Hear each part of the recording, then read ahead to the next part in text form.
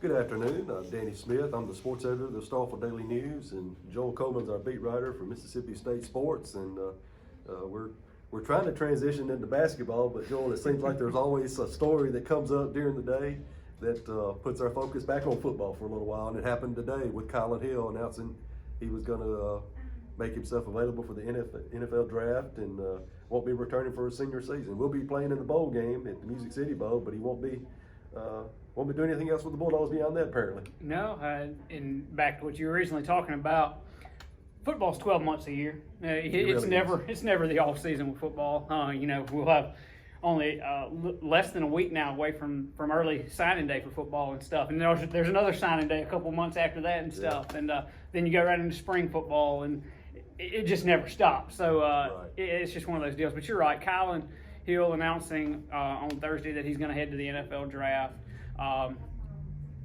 Going to play in the bowl game, unlike Cameron Dantzler, cornerback, announced last week that he's also going to go in the draft. He's not going to play in the bowl game.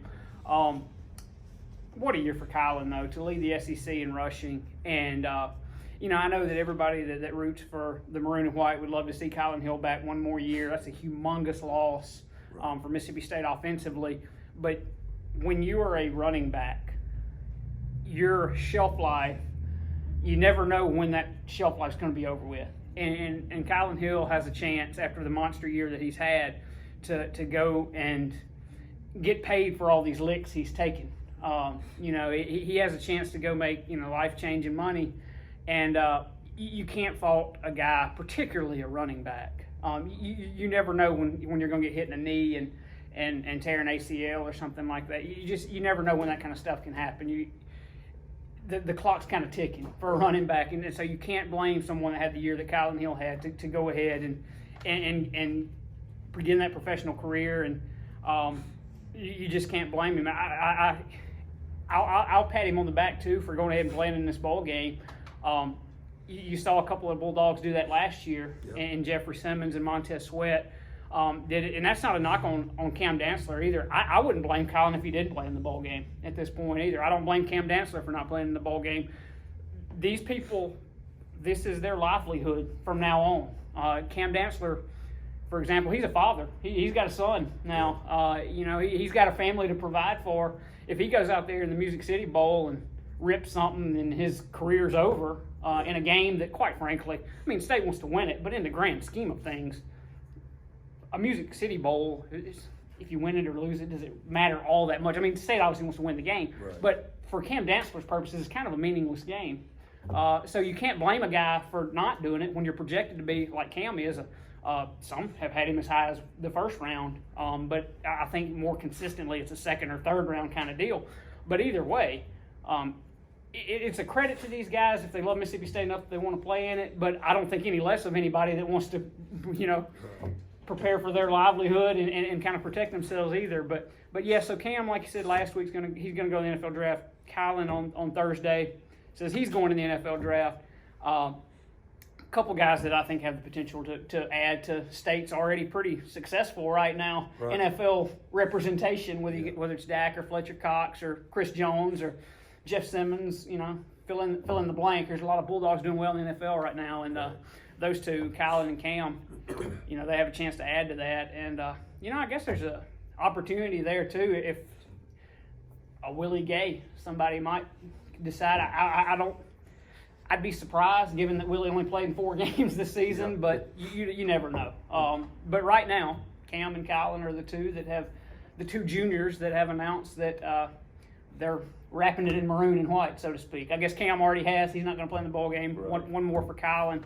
And it's pretty neat, too, because Colin has some history he could reach in this Music City Bowl. He's only, I don't have it in front of me, but I think it's 44 yards away I think from that's right. from topping the list now Less for than 50, I think, for for becoming the single season record holder at Mississippi State in rushing yardage. So he has a chance to climb. That may factor in his decision a little bit to want to play in that game to be at the top of that list too. So something else to watch. But very, very good careers for Cam and for Colin. And it's one of those deals where if you're a State fan, you just pat those guys on the back because you can. That's a couple more guys that you can hold up on that banner. Look who came through Starkville. And you always like to see guys do well, and I think those two have a chance to have pretty good pro careers. Yeah, and there's not often that Mississippi State has one junior that leaves early during the season. Now they got two in 1 year, and like I say, maybe more than that. So, Yeah, and State in the past has had some guys that, quite frankly, and this is me kind of opinionating here, this isn't it, but have quite frankly made bad decisions. I mean, you have some guys that had some success at State, De'Runnya Wilson and Bernardrick McKinney, and those guys. Not Bernardrick McKinney. I apologize. Beniquas Brown is who I was trying to say. Yes, Bernardrick McKinney did just fine for himself.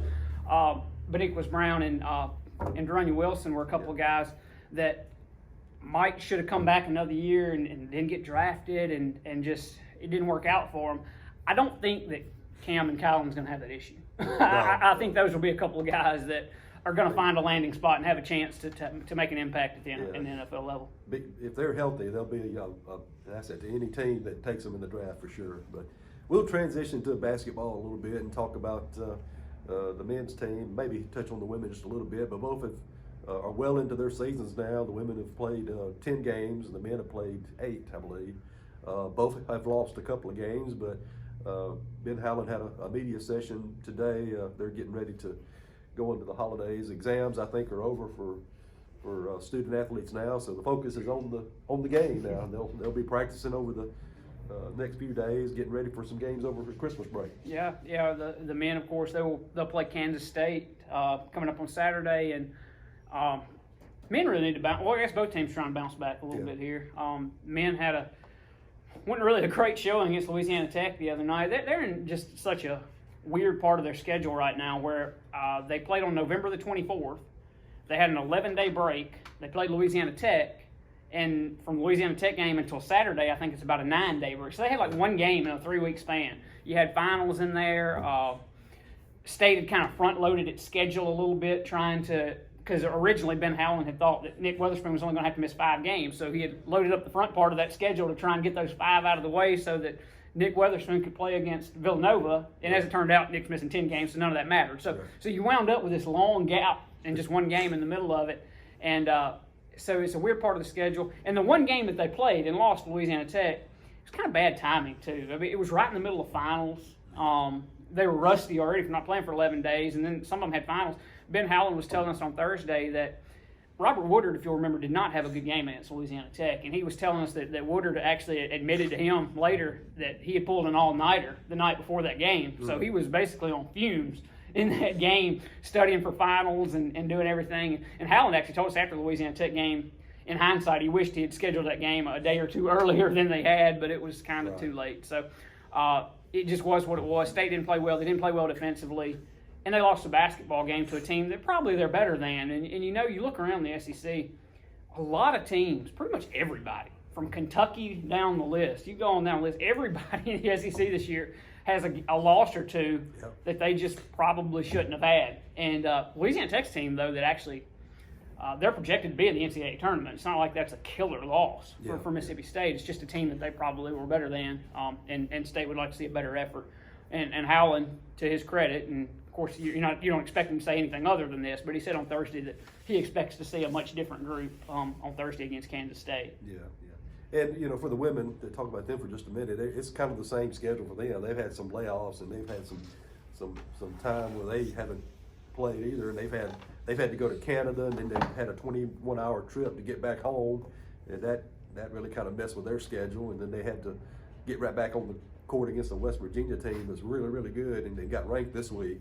And now they've lost 2 in a row to the eventual number 1 team now, Stanford, and now West Virginia. So they're kind of searching a little bit for what